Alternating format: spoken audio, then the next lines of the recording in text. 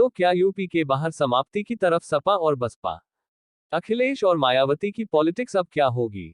4 राज्यों के विधानसभा चुनाव से भविष्य की उम्मीद लगा रही बसपा और सपा को बड़ा झटका लगा है।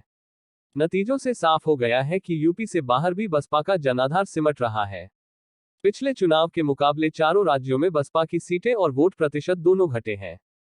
अखिलेश यादव के प्रचार के बावजूद मध्य प्रदेश में सपा का प्रदर्शन सिमट गया। हाइलाइट्स: चारों राज्यों में बसपा की सीटें और वोट शेयर भी घटे। राजस्थान में 2 सीटें, बाकी जगह तो खाता भी नहीं खुला।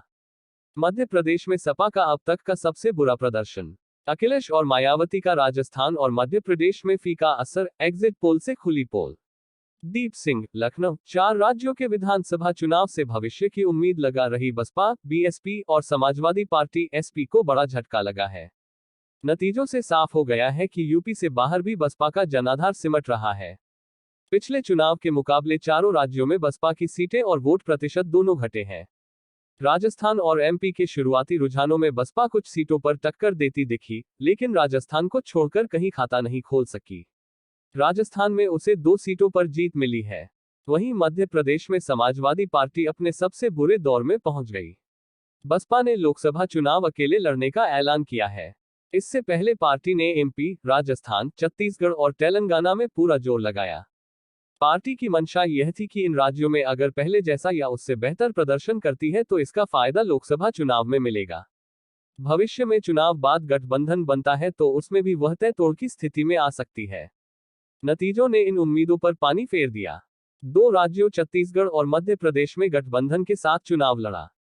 राजस्थान और तेलंगाना में सभी सीटों पर प्रत्याशी उतारे, लेकिन पार्टी कोई करिश्मा नहीं कर सकी। नहीं काम आया गठबंधन। एमपी और छत्तीसगढ़ में बसपा ने गोंडवाना गणतंत्र पार्टी जीजीपी से गठबंधन किया था। एमपी में बसपा ने 178 और जीजीपी ने 52 प्रत्याशी उतारे थे। छत्तीसगढ़ में बसपा 53 और जीजीपी 37 सीटों पर लड़ी थी। इन दोनों राज्यों में बसपा ने पिछले चुनाव में 2-2 सीटें जीती थीं। इस बार दोनों पार्टियों में से किसी को एक भी सीट हासिल नहीं हुई। मुश्किल होगी आकाश की राह। बसपा प्रमुख मायावती ने अपने भतीजे आकाश आनंद को राष्ट्रीय कोऑर्डिनेटर बनाने के बाद पहली बार चुनावों में इतनी बड़ी जिम्मेदारी दी थी। कहा था कि यह चुनाव आकाश की अगुवाई में लड़ा जाएगा। इन राज्यों का प्रभारी बनाकर अशोक सिद्धार्थ को भी उनके साथ लगाया गया था। मायावती ने भी सभी राज्यों में रैलियां की। कोशिश यह थी कि अगर यहां बेहतर प्रदर्शन होता है तो इसका श्रेय आकाश को ही जाएगा। लेकिन ऐसा नहीं हुआ और अब आकाश की आगे की राह मुश्किल ही रहेगी। यह भी देखना होगा कि लोकसभा चुनाव में उन्हें कितनी जिम्मेदारी दी जाती है। क्या और मुश्किल होगी राह। इस प्रदर्शन से बसपा की आगे की राह और मुश्किल होगी। सबसे बड़े राज्य यूपी में बसपा का ग्राफ चुनाव दर चुनाव गिर रहा है।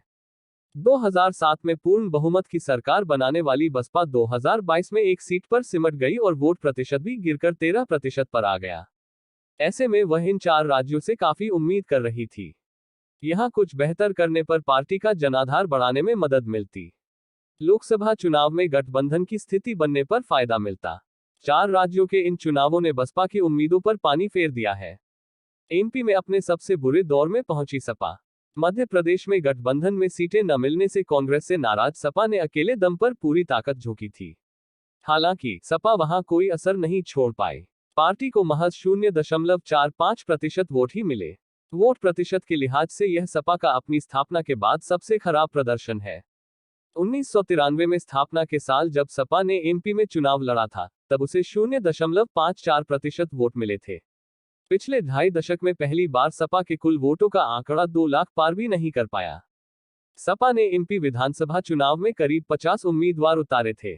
सपा मुखिया अखिलेश यादव ने वहां करीब 10 दिनों तक चुनाव प्रचार किया था।